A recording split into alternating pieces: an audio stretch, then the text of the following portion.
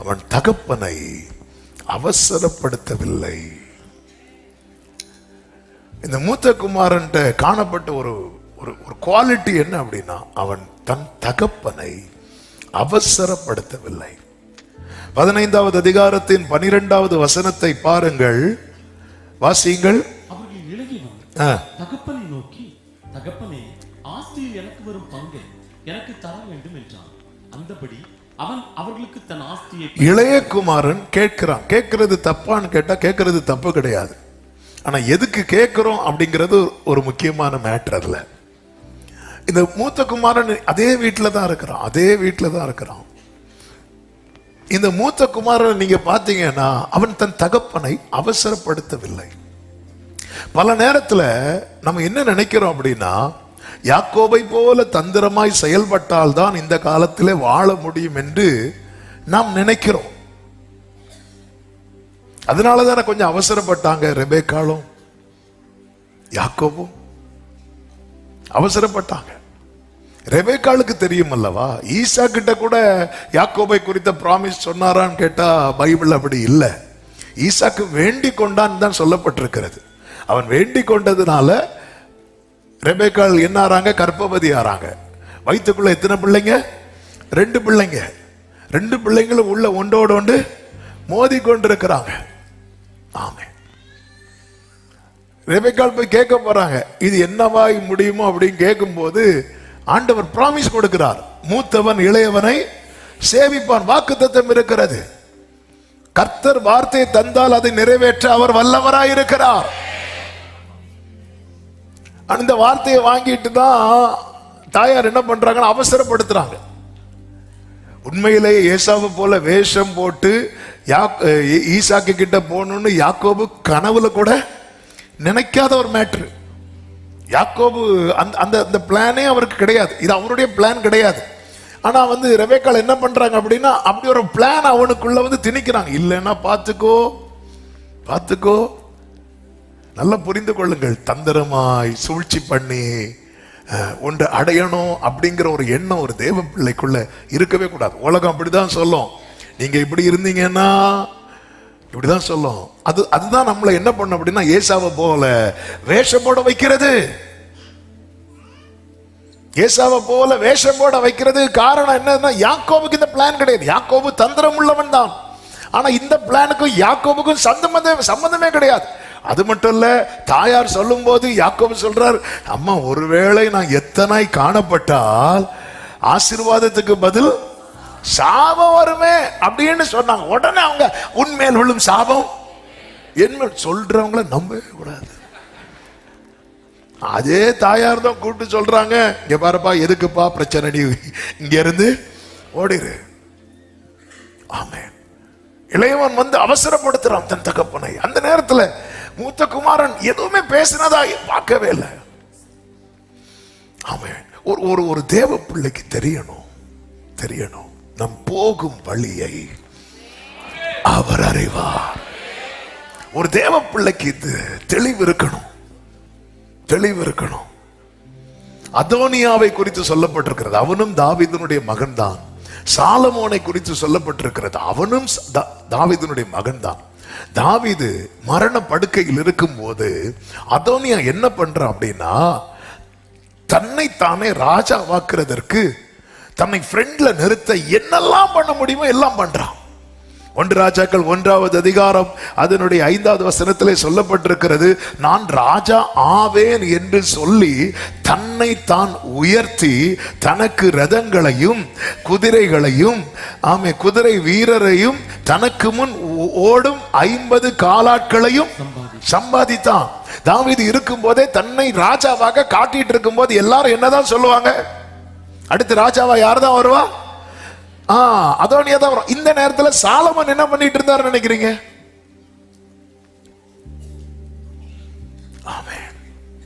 சாலமன் ஒண்ணுமே பண்ணல.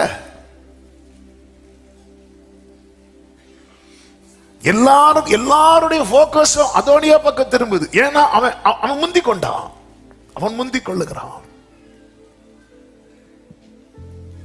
ஆமென். இந்த கல்யாண வீட்டுல எல்லாம் கியூல நின்று சாப்பிடலான்னு பார்த்தா 5வது பந்தியில இடம் கிடைக்கும். அவங்க சாப்பிட்டுட்டு வெளியே வரட்டும்னு இப்படி இருப்போம் பாருங்க. டோர் திறக்கும் போது எங்க இருந்து தூதர்கள் கூட இவ்வளவு ஸ்பீடா வர்றாங்களா தெரியாது, எங்க இருந்து தான் வராங்கன்னு தெரியாது. அப்படியே நிற்போம். அப்ப சொல்லுவாங்க, இப்படி எல்லாம் நின்றுட்டு இருந்தா வாங்க வாங்க வாங்க பின்னாடி நில்லுங்க, அப்படியே நிப்பாங்க பாருங்க. பின்னாடி ஏதாவது ஒருத்தர் பழம் எடுக்க எழும்பிட்டா திரும்பி நின்றுதான் சாப்பிடணும். இது பொதுவாகவே ஒரு புரியுறதுக்காக சொல்றேன்.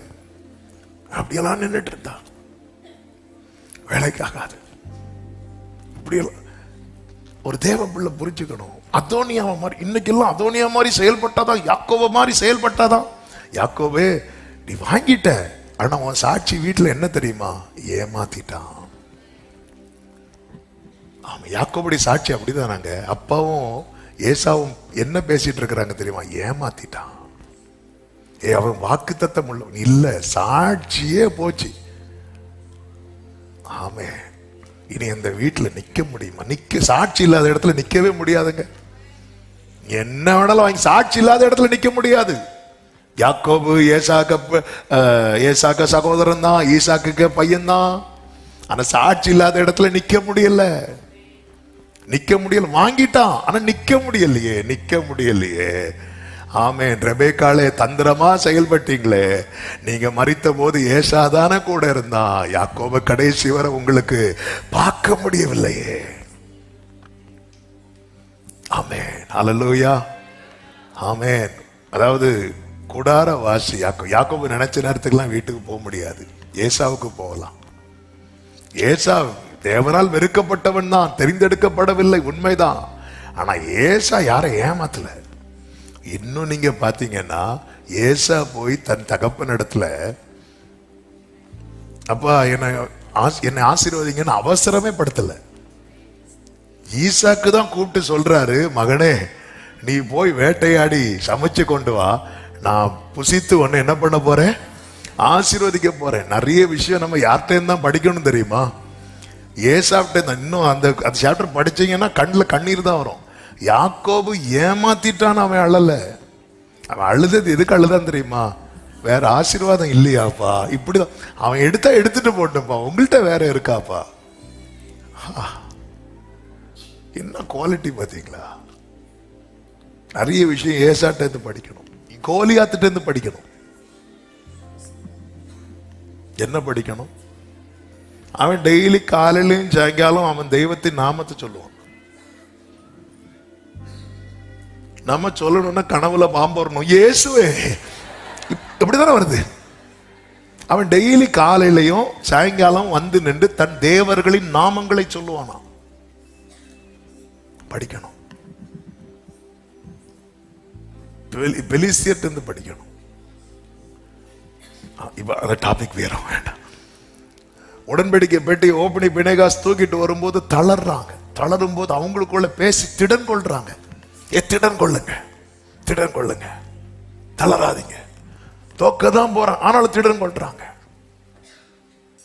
அதாவது தோக்க போறோம்னு தெரிஞ்சும் எகிப்தியர் சேனையா புறப்பட்டு வராங்க.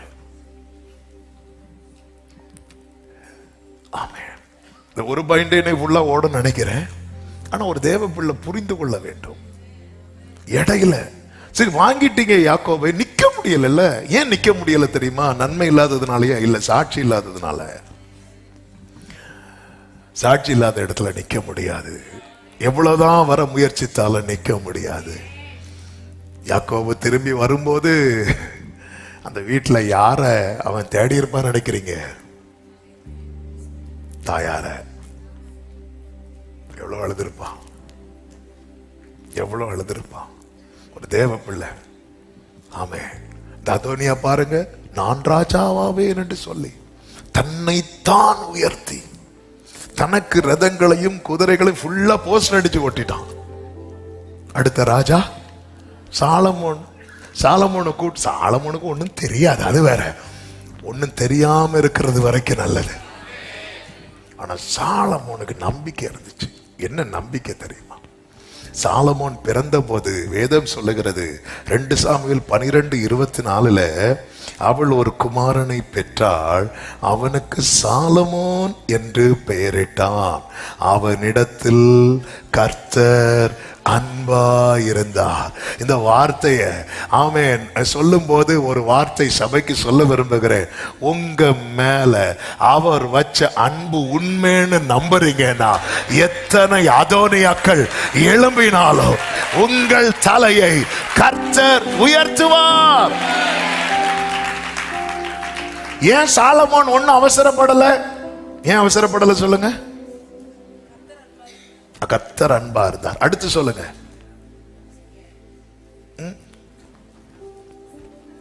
சிலர் இருக்கிறத பார்த்தா எங்களுக்கு ஒரு அவசரம் இல்லை, நீங்களே சொல்லுங்க.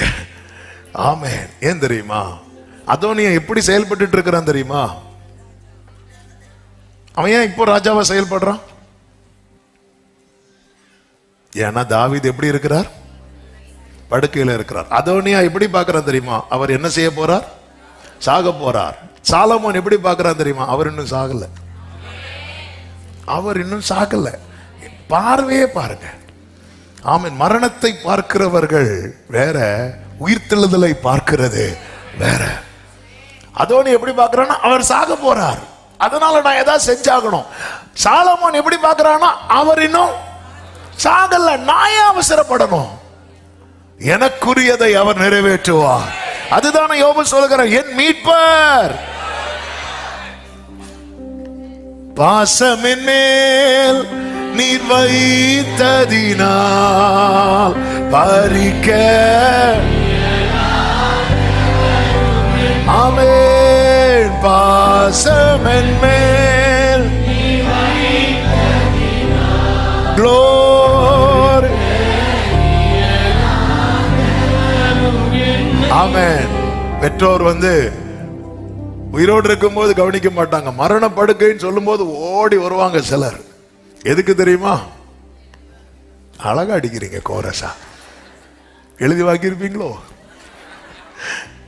எழுதி வாங்க. கையை தூக்கவே முடியாது. ஆமென். ஒரு பாட்டி இறந்தப்போ ஒரு பேர பிள்ளை பாட்டி பக்கத்திலே இருந்து அழுதுட்டே இருந்தானோ. எவ்வளவு இழுத்தாலும் அவன் வரமாட்டேங்கிறான். இவ்வளவு இழுக்கிற நீ வரமாட்டேங்கிற, நானும் இழுக்கிறேன் வரமாட்டேங்குது. பாட்டி காதுல பாம்படம் போட்டிருந்தாங்க. அவன் 2 நாளா ட்ரை பண்ணிட்டு இருக்கிறான்.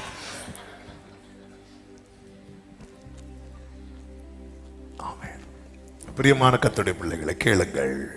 நாம் யாரை அப்பா என்று அழைக்கிறோம் என்பதை உள்வாங்குங்கள். நீங்க தாயின் கருவில் இருக்கும் முன்ன, வெளிப்படுறதுக்கு முன்னாடி வேர்டு வெளிப்பட்டு, இதுதான் உங்க வாழ்க்கைன்னு கர்த்தர் தீர்மானிச்சு விட்டார். தந்திரத்தாலோ ஏமாற்றியோ பிறரை அள வைத்தோ நம்ம கையில ஒன்றும் வரக்கூடாது.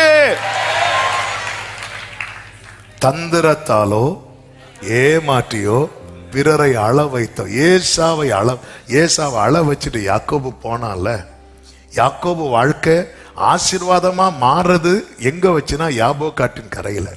அங்கே அவனை, அப்படிதான் இருக்கு பைபிள்ல, அங்கதான் அவனை ஆசீர்வதித்தார். எப்போ தெரியுமா? அவன் அழுததுக்கு நீ அழணும். அவன் அழுததுக்கு நீ அழு. அவன் அழுது கெஞ்சினா பாருங்க, அங்கே அவனை ஆசீர்வதித்தார். அது ஏசாவைதான் கர்த்தர் வெறுத்தார்ல. அவங்க ஆண்டவர் அறியாதவர்கள், நான் ஆண்டவரை அறிந்தவன் அப்படி சொல்லி நீங்க அழ வச்சுட்டு போயிடலாம்னு நினைக்கிறீங்களா? கொண்டு உட்கார வைப்பார் யாபோக்காட்டின் கரையில. ஆமென்.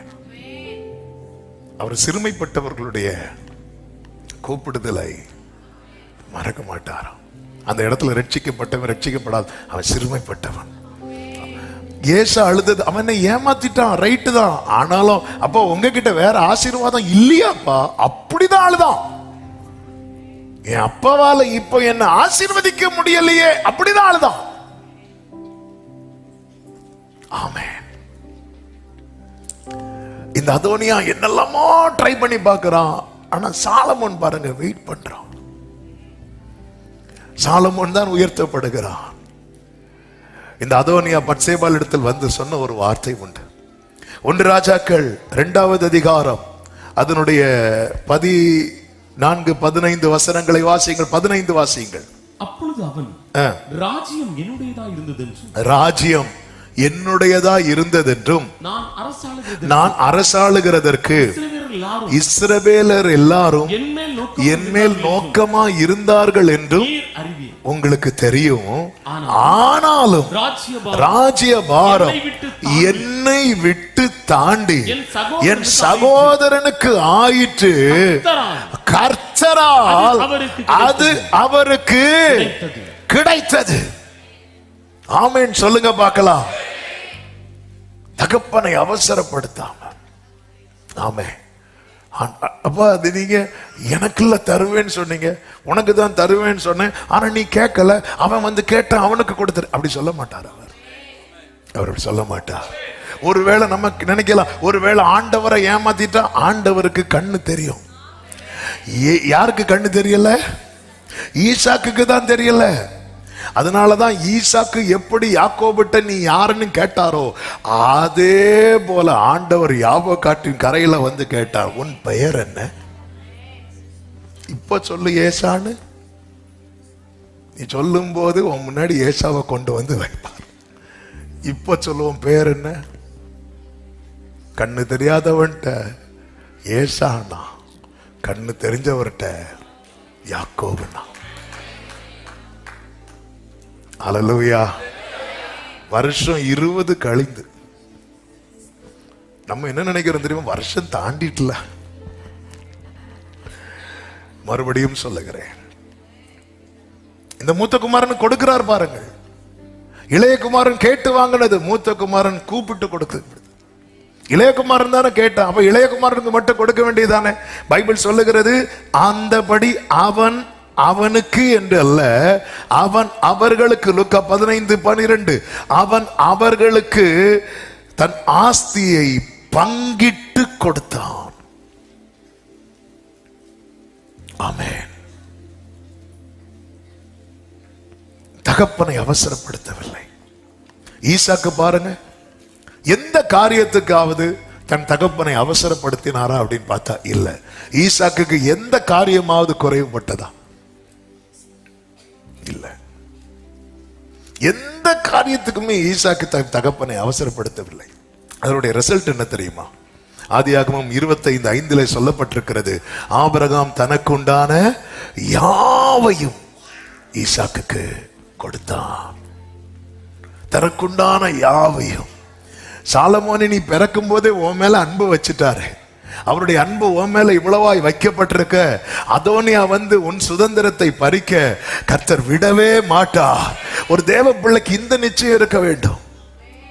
ஆமென். என்ன ஒரு ரெபேக்காள் இப்படி தந்திரமா செய்யும் போது தன் பாஸ்ட கொஞ்சம் நினைச்சு பார்த்திருக்கணும். ரெபேக்கா வீட்டுக்கு ஆபிரகாம் தன் வேலைக்காரனை அழைத்து அனுப்பும் போது அந்த வேலைக்காரன் வந்து சொன்ன வார்த்தை என்ன தெரியுமா? நேர்வழியா என்னை நடத்தினாலதான் ரெபேக்காளே நீங்க எங்க வரீங்க? அங்க நேர்வழியா நடத்தி வந்து சொந்தமாக்குனதுக்கு அப்புறம் நம்ம அம்மா எப்படி போறாங்க? குறுக்கு வழியா. ஆமென். அவசரப்படுத்தாம. சவுல் தாவீது கையில ஒப்பு கொடுக்கப்படுகிற வேளை வந்தபோது தாவீதோடு இருந்தவன் சொல்லுகிறான், 1 சாமுவேல் 26 அபிசாய் சொல்றான், ராஜாவே கர்த்தர் இவனை ஒப்பு கொடுத்து விட்டார், இவனை நம்ம என்ன பண்ணலாம்? கொலை செய்யலாம். அப்படி சொல்லும் போது 9வது வசனத்துல தாவீது அபிசாயை பார்த்து சொல்றான், அவரை கொல்லாத, கொலை பண்ணாத, அவர் மேல கைய போட்டுறாத சொல்லிவிட்டு 10-11 வசனங்களை வாசியுங்கள். பின்னும் தாவீது கர்த்தர் அவரை அடித்து அல்லது அவருடைய காலம் வந்து அவர் மரித்து அல்லது அவர் யுத்தத்திற்கு போய் மாண்டால் ஒழிய நான் என் கையை கர்த்தர் அபிஷேகம் பண்ணிவிட்டவர் மேல் போடாதபடிக்கு கர்த்தர் என்னை காக்க கடவர். கை வருது, விறுவிறுன்னு வருது. இப்படி சொல்லிட்டே வஸ்திரத்தை கட் பண்ணிட்டார். என்ன பிரேயருங்க இது? தந்திரமா வாங்கின இடத்துல கர்த்தரை மகிமைப்படுத்த முடியாதல்லவா? இந்த இடத்துல சவுலை கொலை செய்து விட்டு அடுத்த ராஜாவாக சாமுவேல் என்னதான் அபிஷேகம் பண்ணார். நேர சாமுவேல்ட்ட ஓடி போயிருக்கலாம்ல தாவீது. இல்ல அப்படி நான் வரக்கூடாது, அப்படி வரக்கூடாது. இப்படிப்பட்ட சூழ்நிலையில் இருந்த தாவீது தான் 31ஆம் சங்கீதம் பாடுறாரு. செத்தவனை போல எல்லாராலும் முழுவதும் மறக்கப்பட்டேன். செத்தவனை போல முழுவதும் அப்படி மறக்கப்பட்ட பிறகும் அவன் கர்த்தரை நம்பி இருக்கிறான். நானோ கர்த்தாவே உம்மை நம்பியுள்ளே, நீரே என் தேவன் என்று. ரிசல்ட் என்ன தெரியுமா? ரிசல்ட் என்ன தெரியுமா? 2 சாமுவேல் 5வது அதிகாரம் அதனுடைய 1, 2, 3, 4 வசனங்களை நீங்க பாத்தீங்கன்னா, இஸ்ரவேலின் கோத்திரங்களை எல்லாரும் தாவீது கிட்ட வராங்க. வந்து சொல்றாங்க, நாங்கள் உம்முடைய எலும்பும் உம்முடைய மாம்சமும் ஆனவர்கள். அப்படி சொல்லி தாவீதை ராஜாவாக அபிஷேகம் மறுபடியும் செய்கிறார்கள். அவனுக்கு அப்பொழுது வயது 30. 17 வயதுல ஏற்கனவே அபிஷேகம் பண்ணப்பட்ட தாவீது அந்த 13 வருஷத்துல எல்லாராலும் முழுவதும் மறக்கப்பட்ட சூழ்நிலை. ஆனாலும் கர்த்தர் கைவிடவில்லை. ஆமென். கர்த்தர் தான் செய்ய நினைத்தது தடைபடாது. சத்தமா ஆமென் சொல்லுங்க பார்க்கலாம். அதனாலதான் 104வது சங்கீதம் 27 சொல்லப்பட்டிருக்கிறது, ஏற்ற வேளை, ஏற்ற வேளை, ஏற்ற வேளையில் ஆகாரத்தை தருவீர் என்று அவைகள் எல்லாம் உம்மை நோக்கி காத்திருக்கும். ஏற்ற வேளை. எல்லாரும் சொல்லுங்க இந்த வார்த்தைய. அப்பா தருவார், அப்பா தருவார். ஆமென். ஹல்லேலூயா. உண்மையிலேயே யாக்கோபு ரியலா பிளெஸிங்காக அழுதது எங்க அப்படின்னு பாத்தீங்கன்னா, யாபோக் காற்றின் கரையில. யாக்கோபு என்ன பண்ணியிருக்கலாம் தெரியுமா? என்ன பண்ணியிருக்கலாம் தெரியுமா? அப்படி ஏசாவை ஆசீர்வதிக்க போறதாக செய்தி வந்ததும், ஏன்னா ஈசாக்கு கூட பாருங்க, இருக்கிறத யார் வராங்களோ மொத்தமா கொடுத்துருவாரு. மொத்தமா கொடுத்துட்டு அவரும் ஒண்ணும் இல்லாம, சிலர் அப்படியும் இருக்கிறாங்க, எல்லாத்தையும் கொடுத்துட்டு.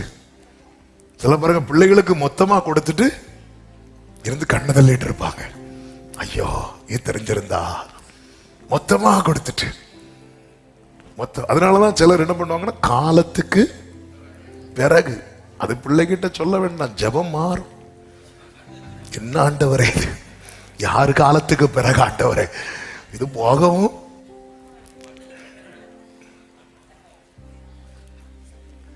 மொத்தமா கொடுத்துட்டு. இப்ப யாக்கோபு வாராருன்னா எங்களை ஈசாக்கிட்ட, யாரு? அப்பா நான் யாக்கோபுப்பா, என்ன வேணும்? அப்பா இப்படி ஏசாவை ஆசீர்வதிக்க போறதா கேள்விப்பட்டேன், எனக்கும் கொஞ்சம் கொடுங்கப்பா. இன்னும் ஃபுல் பிளெஸிங் ஈசாக்குள்ளதான் இருக்கு. என்ன பண்ணிருக்கலாம்னா, சரி மகனே நீயும் நல்லா இருப்படா, நேர்வழியா போய் வாங்கியிருந்தா யாக்கோபு அந்த வீட்டுல இருந்திருக்கலாம்ல. எனக்கு அந்த குறுக்கு வழி ஃபேஸ் பண்ண முடியாம, யாக்கோபே நீங்க லாபான் வீட்டுல பெரிய ஆள் தான், ஆனா உன் சொந்த வீட்டுல ஏசா வாரானதும் உன்னால ஃபேஸ் பண்ண முடியல. உன் மனைவி பிள்ளைகளை தானே ஃப்ரெண்ட்ல அனுப்புற, வேலைக்காரங்களை தானே ஃப்ரெண்ட்ல அனுப்புற, உன்னால போய் நிக்க முடியலையே. 20 வருஷம் கடந்ததுக்கு அப்புறம் ஃபேஸ் பண்ண முடியல பாத்தியா? அப்படிப்பட்ட ஒரு செயல்.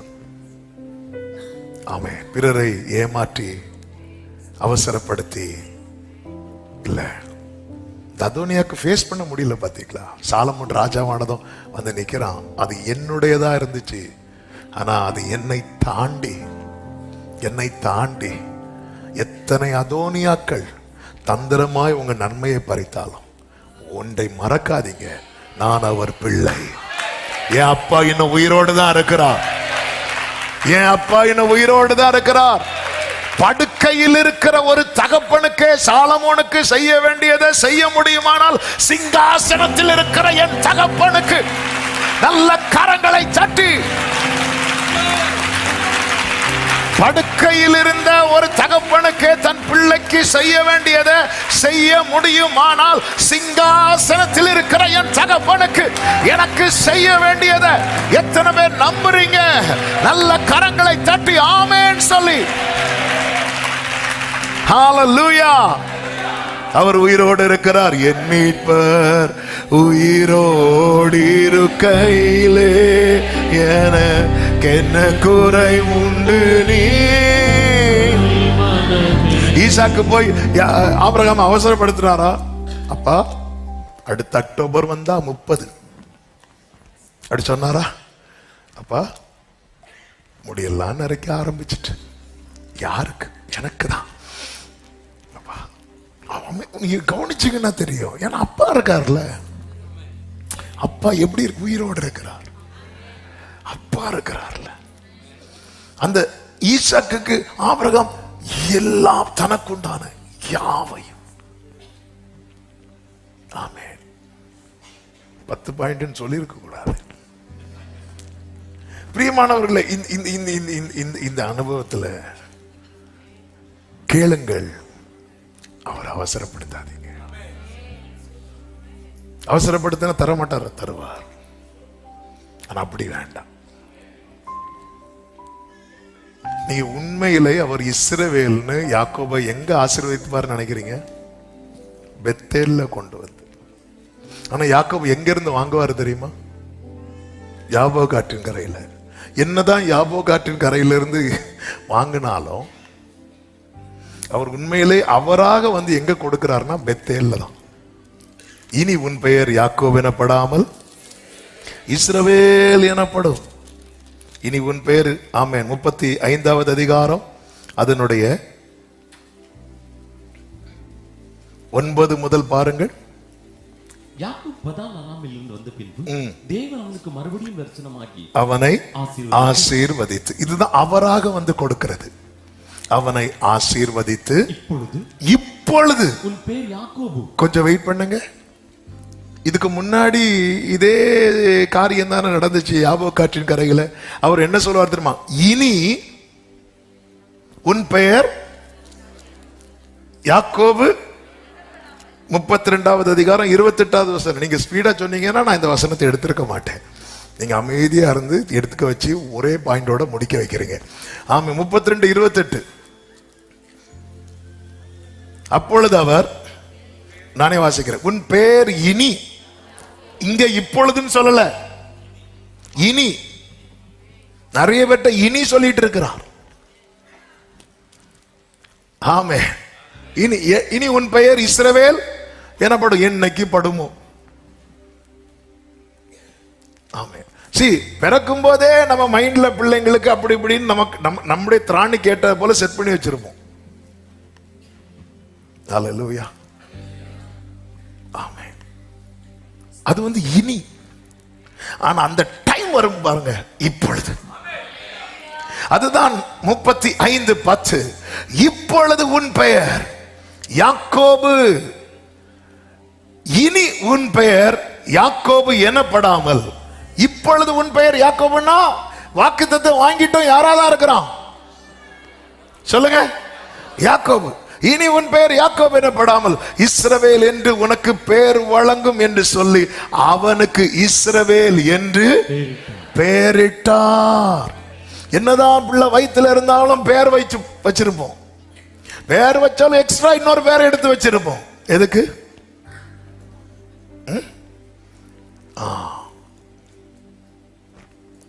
ஜான்னு வச்சிருப்போம், ஜோகானான்னு வச்சிருப்போம். பையன் பிறந்தா ஜான், பொண்ணு பிறந்தா கூட ஒரு ஏ, எல்லாம் செட் பண்ணி வச்சிருப்போம். அவன் பேர் ஆல்ரெடி வச்சாச்சு. ஆனா பிறந்ததுக்கு அப்புறம் ஒரு பேர் வைப்போம் பாருங்க. ஆமென். ஆண்டவர் அவனுக்கு தரிசனமாகி, அப்போ எந்த இடத்துல தரிசனம் மாறார் பாருங்க?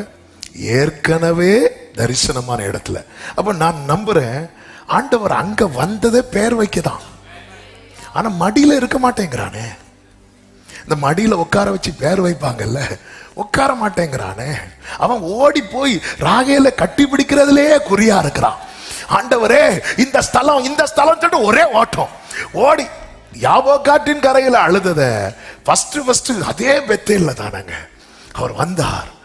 அவன் ஆபிரகாமின் தேவன், ஈசாக்கின் தேவன். இப்படி நிக்கிறார். உடனே ஆண்டவர், நான் உனக்கு தசமபாக கொடுப்பேன், நான் போற இடத்துல என்னை காப்பாற்றி எனக்கு உண்ண உணவு. என்னடா இவன் பேரையே நான் சொல்லல, பேர் சொல்லல, அங்க யாக்கோபுன்னு சொல்லல, ஒண்ணுமே சொல்லல. அவர் வந்ததே, உன்னை நான் பெயர் சொல்லி அழைத்து அறிந்திருக்கிறேன். ஆமென். அவருக்கு தெரியும், அவர் வந்து ஆசீர்வதிப்பார். ஹல்லேலூயா. எத்தனை சோதனைகள் வேதனையின் பாதைகள். கைகளை உயர்த்தி இறங்கி வந்து நான் உண்டு என்றீரே. உன் தகப்பனாம் ஆயிரம் நாம் இருந்தாலோ ஆயிரம் நன்றி சொல்லி தீராதே. glory வாழ்நாளெல்லாம்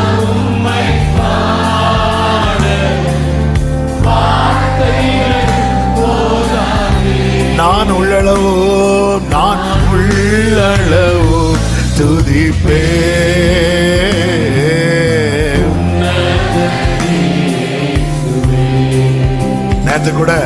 நேத்து கூட ஒரு சகோதரி வந்து கேட்டாங்க, நான் இப்படி ஒரு டெசிஷன் எடுத்தது தப்பா பாஸ்டர்?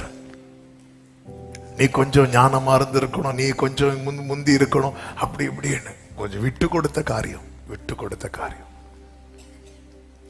இங்க பாரு, கர்த்தர் அறிவார். இந்த பூமியில நியாயம் ஈடுபடலாம், ஆனா அவருடைய கோர்ட்ல இங்க இருந்து எடுபடுதுன்னா அது அழிஞ்சிட்டுன்னு அர்த்தம் கிடையாது. அந்த கோர்ட்ல அங்க எடுத்தாச்சுன்னு அர்த்தம். பூமியிலிருந்து எடுபடுதுனாலே அவர் கோர்ட்ல எடுத்துட்டார்னு அர்த்தம்.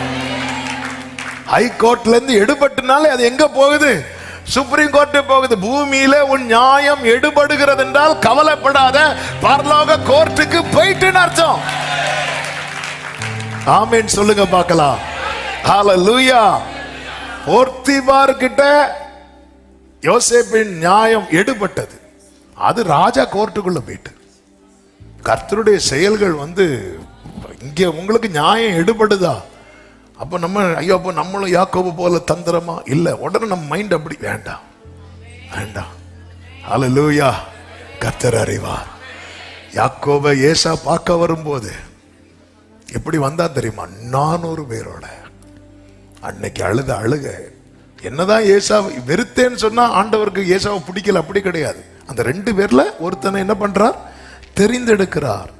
இப்போ நமக்கு கடையில் ட்ரெஸ் வாங்க போகிறோம், நம்ம முன்னாடி எல்லா ட்ரெஸ்ஸையும் எடுத்து போட வச்சிருவோம். போடுவாங்க, உடனே நம்ம இப்படியே தூக்கிட்டு வர மாட்டோம். இப்படியே தூக்குன்னா அவங்க நம்மளை அப்படியே தூக்கி கடையில் வேலைக்கு வச்சிருவாங்க. அதில் ஒன்றை எடுப்போம் பாருங்க. ஒன்றை எடுத்ததுனால அதுதான் வந்து ரொம்ப பெஸ்ட்டு, மீதியெல்லாம் ஒஸ்ட் அப்படி கிடையாது. அதை விட பெஸ்ட்டாக நிறைய இருக்கும். உள்ளதுலேயே காஸ்ட்லி புடவைங்க கொடுங்க அப்படி எல்லாம் இல்லை, அதை விட நிறைய இருக்கும். ஆனால் அது அந்த இடத்துல அப்படிதான் யாக்கோபை தெரிந்தெடுத்தார். உங்களை நான் மற்ற ஜனங்களை விட்டு பிரித்து எடுத்தேன், இப்படிதான். அதுக்காக நம்ம மற்றவங்களை வந்து இவங்கெல்லாம் ரட்சிக்கப்படாதவங்க, அது மதம். அந்த பார்வை வந்து மதம் பிடிக்க கூடாது. மதம் பிடிச்ச யானையவரை சமாளிச்சிடலாம், அந்த மதம் பிடிச்ச மனுஷர்களை, அதுவும் மதம் பிடிச்ச கிறிஸ்தவர்களை. நான் உங்களை சொல்லல, அப்படி ஃபீல் ஆகுதுன்னு உங்களை தான் சொல்லிட்டு இருக்கிறேன். கர்த்தர் உங்களை ஆசீர்வதிப்பாராக.